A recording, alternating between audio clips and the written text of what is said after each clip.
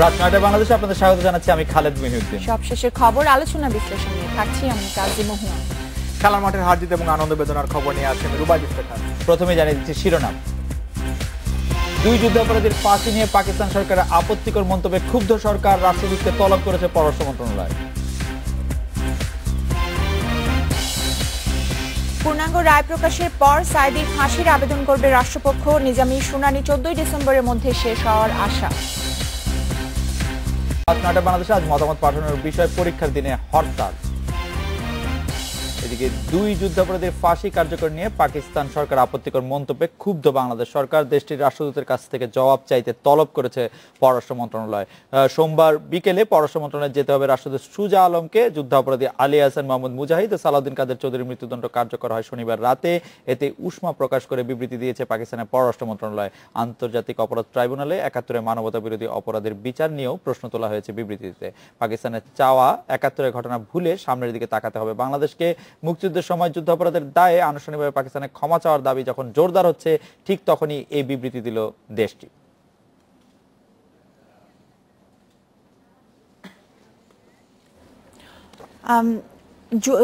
পাকিস্তানের কাছে ইয়ের কথা বলছিলেন আপনি, ক্ষমার বিষয়টা। আমার মনে পড়ছে 2012 সালের নভেম্বরে পাকিস্তানের পররাষ্ট্রমন্ত্রী এসেছিলেন হিনা রাব্বানি খার।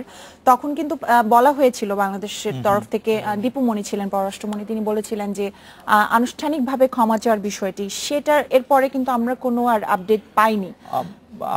আমাদের কাছে আর কোনো আপডেট আসলে নাইও, এবং সেটা নিয়ে আসলে খুব বেশি কথা আমরা কূটনৈতিক পর্যায়ে দেখছি না। কিন্তু রুবাইদ আমাকে যেটি দেখাচ্ছিলেন এইটি অনুষ্ঠানটি শুরু করার আগে, যে বিবৃতিটি তারা দিয়েছে, মানে আমরা ওয়েবসাইটে যে বিবৃতিটি দেখছি, সেই বিবৃতির মধ্যে তারা বলছে যে বাংলাদেশকে আসলে সামনের দিকে তাকাতে হবে ৭১ সালের সেই দিনগুলির কথা ভুলে। কিন্তু এবং খালেদ, যেটা রেফারেন্সে তারা বলছে যে ৯ এপ্রিল ১৯৭৪ সালে যে চুক্তিটা স্বাক্ষরিত হয়েছিল, এবং এটা আপনি আসলে বলছিলেন যে সামনে তাকাতে হবে, মানে না যে ৭১কে ভুলে যেতে হবে। ৭১কে ভুলে সামনে তাকানো মানে ৭১কে ভুলে যাওয়া না।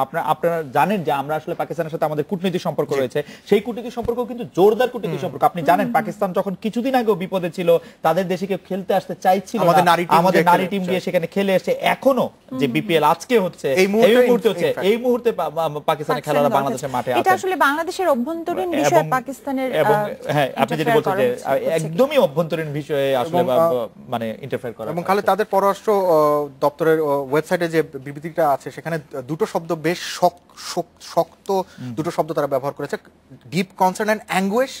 একটি আমার চোখে আসছে, আরেকটি হচ্ছে পাকিস্তান ইজ ডিপলি ডিস্টার্বড। আপনি কাজী মোহা আপনিও নিশ্চয়ই দেখেছেন যে আমার ধারণা কালকে যেহেতু হাই কমিশনারকে তলব করা হয়েছে, পররাষ্ট্র মন্ত্রণালয় সেক্ষেত্রে ব্যাখ্যা দিবে। পাকিস্তান আসলে এখন কি কারণে ডিস্টার্ব, আমি সেটা খুব একটা বুঝতে পারছি না। ডিস্টার্ব এখন কি কারণ আছে, এখন পর্যন্ত তারা ক্ষমা চায়নি। যদিও আমি যেটা কথা বলছিলাম, পাকিস্তানের একজন পররাষ্ট্র মন্ত্রণালয়ের একজন সিনিয়র সচিবের বরাত দিয়ে তাদের একটি পত্রিকা এটা নিয়ে একটা রিপোর্ট হয়েছিল, সেখানে বলা হয়েছিল 2002 সালে তখনকার প্রেসিডেন্ট পারভেজ মোশাররফ যখন বাংলাদেশে এসেছিলেন, সাভারে গিয়েছিলেন, স্মৃতিসৌধে তিনি যে একটা লিখিত বক্তব্য দিতে হয়, সেখানে বলেছিলেন যে পাকিস্তানের জনগণ এটার জন্য ক্ষমা প্রার্থী। এটাকে তারা আনুষ্ঠানিক ক্ষমা প্রার্থনা বলছে। এটা আসলে কতটুকু আনুষ্ঠানিক সেটা মনে হয় না, সবাই বুঝতে পারছি। তারা যদি ক্ষমা প্রার্থনা নাই করতে চায়, তারা নাই করতে পারবে, কিন্তু আমার কাছে মনে হয় যে বাংলাদেশের অভ্যন্তরীণ বিষয়গুলিতে তাদের কোনো ধরনের কোনো রকম মন্তব্য না করাই ভালো। এবং রুবাইদ যেরকম বলছিলেন যে ডিপলি ডিস্টার্বড এবং কনসার্ন এবং অ্যাঙ্গুইশ, সেগুলি প্রকাশ এবং প্রচার থেকে তাদের একটু বিরত থাকলেই মনে ভালো, বাংলাদেশের জনগণ খুশি হবে বলে মনে হচ্ছে। যাই হোক, গতকালকের খবরের কিছু পরবর্তী খবরগুলো জানাতে চাই। যুদ্ধাপরাধী বিএনপি নেতা সালাউদ্দিন কাদের চৌধুরীকে চট্টগ্রামের রাউজানে দাফন করা হয়েছে। ঢাকা থেকে কড়া নিরাপত্তায় সকালে রাউজানের গহিরায় পৌঁছে সালাউদ্দিন কাদেরের মরদেহ কিছু সময়ের জন্য নিজ বাড়ির সামনেও রাখা হয়। পরে কড়া নিরাপত্তার মধ্যে পারিবারিক কবরস্থানে পাশের মাঠে হয় জানাজা। এতে সালাউদ্দিন কাদেরের নিকট আত্মীয়রা অংশ নেন, তবে বিএনপির কোনো নেতাকর্মী জানাজায় ছিলেন না। এরপর ছোট ভাইয়ের কবরের পাশে দাফন করা হয় সালাউদ্দিন কাদের চৌধুরীকে। আল্লাহর মেহেরবানি, আমরা সম্মানের সাথে আমার বাবাকে দাফন করতে পেরেছি। মানুষ বাংলার বাঘ হিসাবে চিনে, সে কোনো সময় প্রাণ ভিক্ষা চাবে না। গতকাল তার সাথে যখন আমরা শেষবার দেখা করলাম, আমার বাবার শেষ কথা সেটাই ছিল, তোমার এই 6 ফুট 2 ইঞ্চি লম্বা বাপ কারো সামনে মাথা নিচু করবে না। কোনো ধরনের অপ্রীতিকর ঘটনা সংঘটিত হয় নাই, বাট আমাদের প্রস্তুতি ছিল কেউ যদি কোনো ধরনের অপ্রীতিকর ঘটনা ঘটানোর চেষ্টা করে আমরা তাদেরকে প্রতিহত করব। এদিকে ফরিদপুরের পশ্চিম খাবাসপুরে যুদ্ধাপরাধী জামাত নেতা আলী আহসান মাহমুদ মুজাহিদকে দাফন করা হয়েছে। সকাল 6:45টার দিকে পৌঁছায় মুজাহিদের মরদেহ। এরপর জানাজা পড়ান মুজাহিদের বড় ভাই ফরিদপুর পৌর জামায়াতের নায়েবে আমির আলী আফজার মোহাম্মদ খালেস। এতে পরিবারের সদস্য ও আত্মীয় স্বজন সহ জামাত শিবির নেতা কর্মীরা অংশ নেন। এরপর কড়া নিরাপত্তার মধ্যে বাড়ির পাশে আইডিয়াল ক্যাডেট মাদ্রাসায় তার মরদেহ দাফন করা হয়। অপরাধ স্বীকার করেই সালাউদ্দিন কাদের চৌধুরী, আলী আহসান মুজাহিদ রাষ্ট্রপতির কাছে ক্ষমা চেয়েছিলেন বলে জানিয়েছেন স্বরাষ্ট্রমন্ত্রী আসাদুজ্জামান খান কামাল, আইনমন্ত্রী আনিসুল হক ও তথ্যমন্ত্রী হাসানুল হক ইনু। যুদ্ধাপরাধীর অভিযোগ দল হিসেবে জামায়াতের বিরুদ্ধে আইনি ব্যবস্থা নেওয়া হবে বলে জানিয়েছেন বাণিজ্য মন্ত্রী তোফায়েল আহমেদ। যুদ্ধাপরাধী সালাউদ্দিন কাদের চৌধুরী ও আলী আহসান মুজাহিদের প্রাণ ভিক্ষার আবেদন নিয়ে কৌতূহল মেটাতে সাংবাদিকরা ভিড় করেন সরকারের প্রভাবশালী মন্ত্রীদের দপ্তরে। এক প্রশ্নের জবাবে স্বরাষ্ট্রমন্ত্রী বলেন, প্রাণ ভিক্ষার আবেদনের বিষয়ে জামাত বা সালাউদ্দিনের পরিবার অজ্ঞতার পরিচয় দিয়েছে। এটা একদম স্পষ্ট এবং ক্ষমা চাইছে বলে আইনমন্ত্রী মহোদয় লিখেছেন মাননীয় মহামান্য রাষ্ট্রপতির কাছে যাওয়া দরকার, সেই জন্যই গিয়েছে যেহেতু ক্ষমা চেয়েছিল। আইনমন্ত্রী বলেন, সর্বোচ্চ আদালতের রায়ই প্রাণদণ্ড কার্যকর করা হয়। প্রাণ ভিক্ষা চাওয়া না চাওয়ার কিছু যায় আসে না। আমরা ক্ষমা না চাইলেও কার্যকর করতে পারতাম, আর ক্ষমা চাইলেও আমরা কার্যকর করতে পারতাম। এটা সর্বোচ্চ রায় কার্যকর করার দায়িত্ব আমাদের। যথাযথ কর্তৃপক্ষের মধ্য দিয়ে মহামান্য রাষ্ট্রপতির কাছে চিঠিতে দস্তখত করে চিঠি পাঠিয়েছে এবং মহামান্য রাষ্ট্রপতি তাদের আবেদন খারিজ করে দিয়েছেন।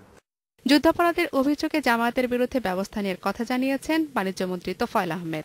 নির্বাচন কমিশনে জামাত রাজনৈতিক দল হিসেবে স্বীকৃত দল নয় এবং এই বিচারের মধ্যে দিয়ে বিচারকরাই বলেছেন বারবার যে জামাত ইসলাম একটা যুদ্ধ অপরাধী দল। একটা যুদ্ধ অপরাধী দল একটা দেশে রাজনীতি করতে পারে না। এদিকে রায় কার্যকরের স্বস্তি জানিয়েছেন অ্যাটর্নি জেনারেল মাহবুবে আলম। একটা জিনিস প্রতিষ্ঠিত হয়ে গেল যে অপরাধ একটা করে দিন পার হয়ে গেলেই যে অপরাধ দায়মুক্ত হয়ে যাবে তা না, অপরাধ তার বিচার হবেই। সালাউদ্দিন ও মুজাহিদের ফাঁসির রায় কার্যকরের মধ্য দিয়ে দেশের মানুষের জয় নিশ্চিত হয়েছে বলেই মনে করেন সরকারের শীর্ষ পর্যায়ের এসব নীতি নির্ধারকরা। জিমি আমির, ইন্ডিপেন্ডেন্ট নিউজ, ঢাকা। মানবতা বিরোধী অপরাধের ট্রাইব্যুনালে ফাঁসির দণ্ড পাওয়া মতিউর রহমান নিজামীর আপিলের শুনানি 14 ডিসেম্বরের মধ্যে শেষ হবে আশা করছেন অ্যাটর্নি জেনারেল মাহবুবে আলম। তিনি বলেছেন, আমৃত্যু কারাদণ্ড পাওয়া জামায়াত নেতা দেলোয়ার হোসেন সাঈদীর মামলার পূর্ণাঙ্গ রায় প্রকাশের পর তার ফাঁসির আবেদন জানাবে রাষ্ট্রপক্ষ। ৭১ হত্যা, গণহত্যা, ধর্ষণ, অগ্নিসংযোগের মতো মানবতা বিরোধী অপরাধের মামলায় কাদের মোল্লা, কামরুজ্জামান মুজাহিদ ও সালাউদ্দিন কাদের চৌধুরীর ফাঁসির সাজা কার্যকর হয়েছে এখন পর্যন্ত। আপিল বিভাগে বিচারাধীন আছে ফাঁসির দণ্ড পাওয়া জামায়াতের আরও 4 শীর্ষ নেতা মতিউর রহমান নিজামী, আব্দুস সুবহান, আজহারুল ইসলাম ও মীর কাশেম আলীর মামলা। এর মধ্যে নিজামীর মামলার আপিল শুনানি শুরু হয়েছে গত 17 নভেম্বর। এই মামলার শুনানি দ্রুত শেষ হওয়ার আশা করছে রাষ্ট্রপক্ষ। নিজামীটা আমরা আশা করছি আমাদের আদালত বন্ধ হয়ে যাবে ডিসেম্বরের 14 তারিখে, 14 বা 15 তারিখে, এর ভিতরেই শেষ হবে বলে আমি আশা করি। হ্যাঁ, আসামি পক্ষে বক্তব্যের পরে তারপর আমার বক্তব্য, আমি খুব বেশি সময় নেব না। ট্রাইব্যুনালের ফাঁসির আদেশ পাওয়া জামাত নেতা সাঈদীর দণ্ড কমিয়ে আমৃত্যু কারাদণ্ডের সাজা দিয়েছে আপিল বিভাগ। তবে 1 বছরেও আপিল বিভাগের মামলার পূর্ণাঙ্গ রায় প্রকাশ হয়নি। 3 জন বিচারপতি একটি রায় দিয়েছেন, একজন বিচারপতি তাকে মৃত্যুদণ্ড দিয়েছেন, একজন বিচারপতি তাকে খালাস দিয়েছেন। কাজেই এই যেহেতু 3টা রায়, এই সব রায়গুলি না লেখা পর্যন্ত এগুলো তো প্রকাশিত হবে না। প্রকাশিত হওয়ার পরেই আমার কাজ হবে রিভিউ ফাইল করা। জান্নাতুল ফেরদৌসী, ইন্ডিপেন্ডেন্ট নিউজ, ঢাকা। মানবতা বিরোধী অপরাধের মামলায় জাতীয় পার্টির নেতা সাখাওয়াত হোসেন সহ 9 জনের বিচার শুরুর বিষয়ে মঙ্গলবার আদেশ দেবে ট্রাইব্যুনাল। দুপুরে আসামি পক্ষে শুনানি শেষে এই দিন ঠিক করা হয়। সাখাওয়াত ও অন্য 8 আসামির বিরুদ্ধে গত 8 সেপ্টেম্বর অভিযোগ আমলে নেয় ট্রাইব্যুনাল। এতে হত্যা, গণহত্যা, ধর্ষণ, অগ্নিসংযোগ সহ মোট 5টি অভিযোগ আনা হয়। গত 26 জুলাই সাখাওয়াত সহ যশোরের কেশবপুরের 12 জনের বিরুদ্ধে আনুষ্ঠানিক অভিযোগ দেয় রাষ্ট্রপক্ষ। এতে 3 জনকে অব্যাহতি দিয়ে অভিযোগ আমলে নেয় আদালত। 16 জুন এই মামলার প্রতিবেদন দেয় তদন্ত সংস্থা।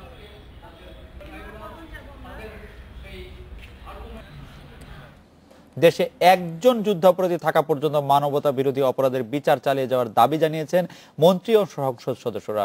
অধিবেশনের অনির্ধারিত আলোচনায় তারা এই দাবি জানান। প্রাথমিক শিক্ষার সমাপনী পরীক্ষা শুরুর দ্বিতীয় দিনেই হরতাল দিয়েছে জামায়াত। মুজাহিদের ফাঁসির প্রতিবাদে এই হরতাল ডাকলো দলটি। এজন্য সোমবারে বাংলা পরীক্ষা 30 নভেম্বর অনুষ্ঠিত হবে বলে জানিয়েছেন প্রাথমিক ও গণশিক্ষা মন্ত্রণালয়। সারা দেশে 7052টি কেন্দ্রে রোববার এই পরীক্ষা শুরু হয়। এবার প্রশ্ন ফাঁস ঠেকাতে 64 জেলাকে বিশেষ 8টি অঞ্চলে ভাগ করে 8 সেট প্রশ্নে পরীক্ষা নেওয়া হচ্ছে। গতবারের চেয়ে এবার পরীক্ষার্থী বেড়েছে 1,59,193 জন।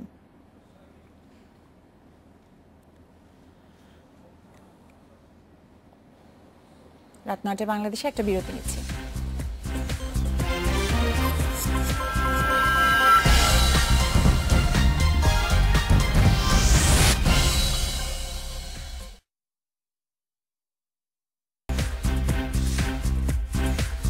রাত 9:21 আমরা ফিরে এলাম।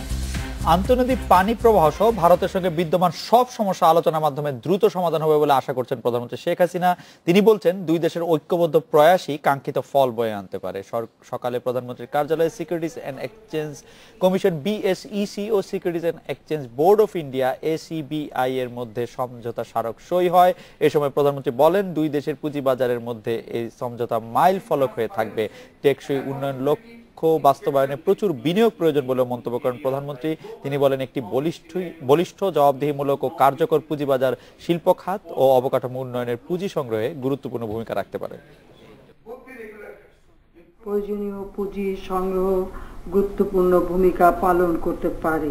আমি আশা করি Bangladesh securities and Exchange commission এই বিষয়ে সবসময় সজাগ থাকবেন এবং দূরদৃষ্টি সম্পন্ন পদক্ষেপ গ্রহণ করবে।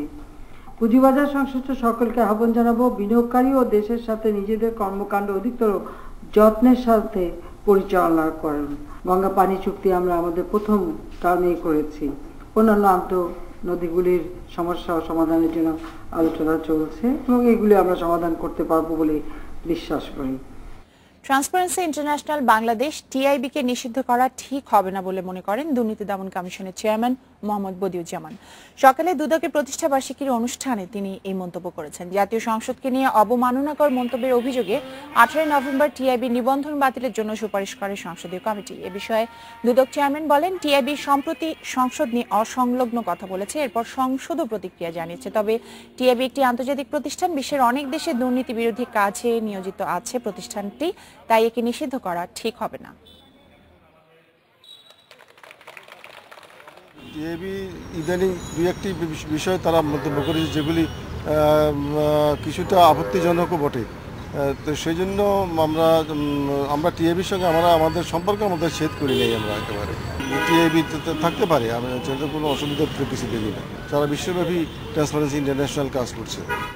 খেলাধুলার খবরের জন্য আমরা রুবাই ইফতেখারের কাছে যাচ্ছি। রুবাই, আপনার কথা মনে হয় না ঠিক হচ্ছে, কারণ 110 রান বোধহয় 1 উইকেটে 58 করে ফেলেছে ঢাকা ডায়নামাইটস। সেই খবরটা জানাবো এবং এর সাথে আরো কিছু খবর জানাচ্ছি, তবে তার একটা বিরতি নিতে হচ্ছে আর ফিরে এসে যা থাকছে। ত্রিদেশীয় সিরিজের দ্বিতীয় ম্যাচে জয় অনূর্ধ্ব 21 দলের। আফগানিস্তানকে 4 উইকেটে হারিয়েছে বাংলাদেশ।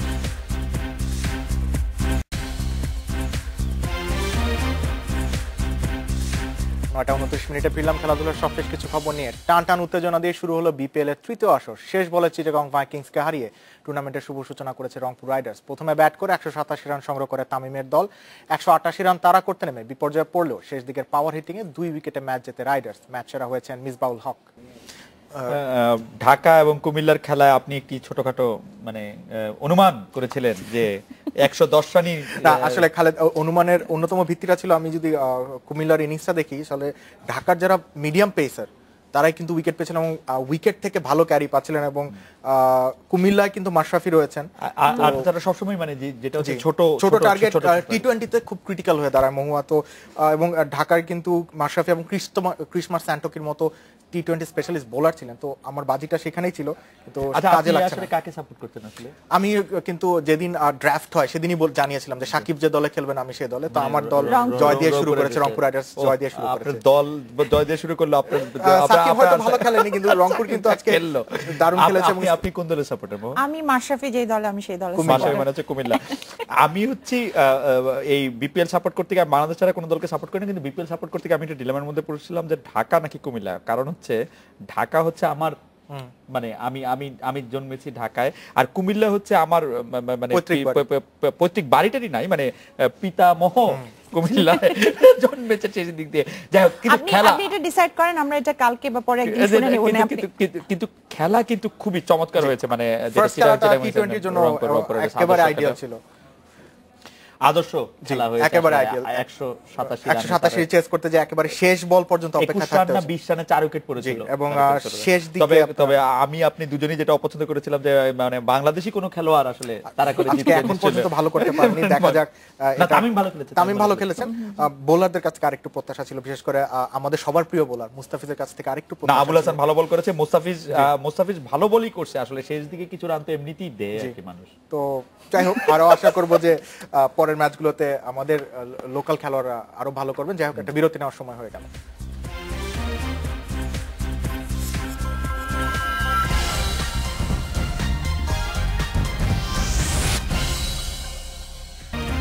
এদিকে প্রথম ম্যাচে ভারতের কাছে বড় পরাজয়ের পর দ্বিতীয় ম্যাচে ঘুরে দাঁড়িয়েছে বাংলাদেশ অনূর্ধ্ব-21 দল। আফগানিস্তানকে 4 উইকেটে হারিয়েছে বাংলাদেশ। 86 রানের টার্গেট, 15 ওভার 2 বল বাকি থাকতে পেরে যায় জুনিয়র টাইগাররা। কলকাতায় টস জিতে ব্যাট করতে নামে আফগানিস্তান। ভালো শুরু করলো, সালেহ আহমেদ শাওনের স্পিনে বেশি দূর যেতে পারেনি তারা। 85 রানে অল আউট হয়ে যায় আফগানরা। মাত্র 10 রানে 6 উইকেট নেন শাওন। জবাবে শুরুতে উইকেট হারালেও সাইফ হাসান ও নাজমুল হোসেনের জুটি জয় সহজ করে দেয় বাংলাদেশে। সাইফ করেন 32 এবং নাজমুল করেন 19। পরে মিডল অর্ডার ব্যর্থ হলেও জয় তুলে নিতে অসুবিধা হয়নি মিরাজদের। এই ছিল আমার কাছে খেলাধুলার সবশেষ কিছু আপডেট। অন্যান্য কিছু খবর জানাবেন খালেদ এবং মহুয়া। ধন্যবাদ রুবাইল। কুড়িগ্রাম ও পঞ্চগড়ে বিলুপ্ত ছিটমহলে 120 জন স্থায়ীভাবে ভারতে চলে গেছেন। কুড়িগ্রামের 72 জন বাগভান্ডার সীমান্ত দিয়ে এবং পঞ্চগড়ের 48 জন নীলফামারীর ডাঙ্গাপাড়া সীমান্ত দিয়ে ভারতে যান। সকালে কুড়িগ্রামের দাসিয়ারছড়া শেখ ফজিলতুন্নেসা মাদ্রাসা মাঠে জড়ো হন ভারতগামী মানুষ। এরপর আনুষ্ঠানিকতা শেষে বেলা 1:30টার দিকে তারা সীমান্ত অতিক্রম করেন। এ সময় রাজশাহীর ভারতীয় উপদূতাবাসের কর্মকর্তা এবং ফুলবাড়ী উপজেলা নির্বাহী কর্মকর্তা উপস্থিত ছিলেন। এদিকে বিকেলে নীলফামারীর ডাঙ্গাপাড়া সীমান্ত দিয়ে বাংলাদেশ ছেড়ে যান পঞ্চগড়ের বিলুপ্ত 6টি ছিটমহলের 48 জন। নীলফামারীর অতিরিক্ত জেলা প্রশাসক তাদের ভারতীয় কর্তৃপক্ষের কাছে পৌঁছে দেন। এ সময় কান্নায় ভেঙে পড়েন অনেকে।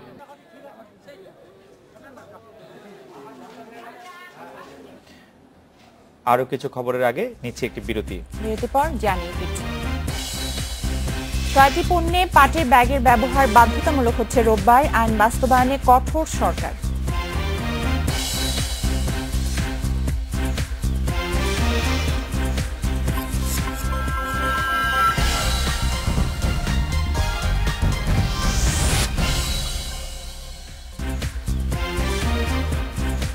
নটা 44 মিনিটে ফিরে এলাম রাত 9টায় বাংলাদেশে। আগামী রোববার থেকে ধান চাল সহ 6টি পণ্যের ক্ষেত্রে প্লাস্টিকের বস্তা ব্যবহার করা যাবে না, বাধ্যতামূলক করা হচ্ছে পাটের বস্তা। সিদ্ধান্ত কার্যকর করতে 30 নভেম্বর মাঠে নামছেন ভ্রাম্যমাণ আদালত। ব্যবসায়ীরা আরো সময় চাইলেও তাতে রাজি নয় সরকার।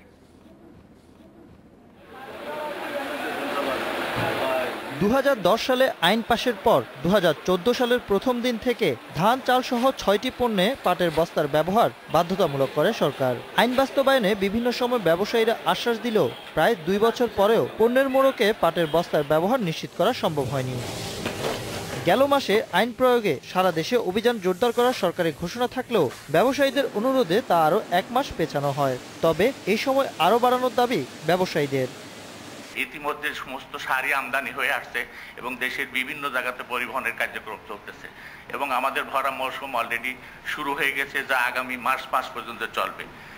এখন এর মধ্যে 30 তারিখের এই অবস্থা।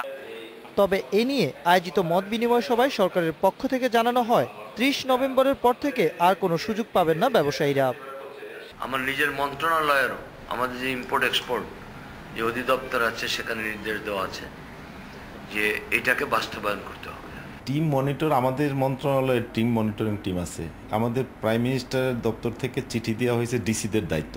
ডিসি তারা এই জায়গায় টিম গঠন করবে, সেই টিম গঠন করে এটা কিন্তু শুধু 7 দিনের জন্য না, এটা কন্টিনিউয়াস প্রসেস চলতে থাকবে। এটা সরকারি সংস্থাগুলোর হিসেবে দেশের বাজারে বছরে 50 থেকে 60 কোটি পিস পাটের বস্তার চাহিদা রয়েছে, সরকারি ও বেসরকারিভাবে যার পুরোটাই সরবরাহ সম্ভব। Ashraf Alam, independent news, Dhaka. পরীক্ষার দিনে হরতাল নিয়ে আপনাদের পাঠানো মতামত জানিয়ে দিচ্ছি। এবার রাত 9টায় বাংলাদেশে আজ মতামত পাঠানোর বিষয়ে আগেই বলে দিচ্ছি যে পরীক্ষার দিনে হরতাল ছিল। মিজানুর রহমান বলেছেন যে এর আগেও পরীক্ষার দিনে হরতাল ডাকা হয়েছে, তাতে কি কোনো লাভ হয়েছে? শুধু শুধু বাচ্চাদের মনোযোগ নষ্ট হচ্ছে। তরিকুল ইসলাম বলেছেন অযথা পরীক্ষার দিনে হরতাল ডাকা ঠিক হয় নাই।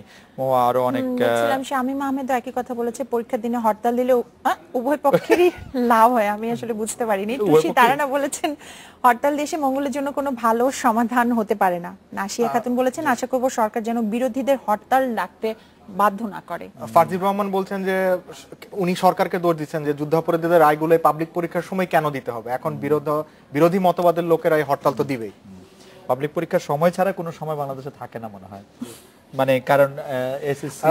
তবে খালেদ আমার কাছে সবথেকে ইন্টারেস্টিং লেগেছে শাকিল একটা সাজেশন পাঠিয়েছেন আমাদের জন্য। আমার মনে হয় পরীক্ষার দিনে হরতাল না শিরোনামটা হওয়ার দরকার ছিল পরীক্ষার সময় ফাঁসি। আমাদের এডিটরকে জানিয়ে দিলে কেমন হয় খালেদ? পরীক্ষার সময় ফাঁসি তো ওই একই কথা যে পরীক্ষার সময় আপনি ফাঁসি দিলেন কেন, সারা জীবনই করে সেই কারণে হরতাল দেওয়া হয়েছে। মানে হরতাল দেওয়াটা ঠিকই আছে ওরকম তিনি মনে করছেন।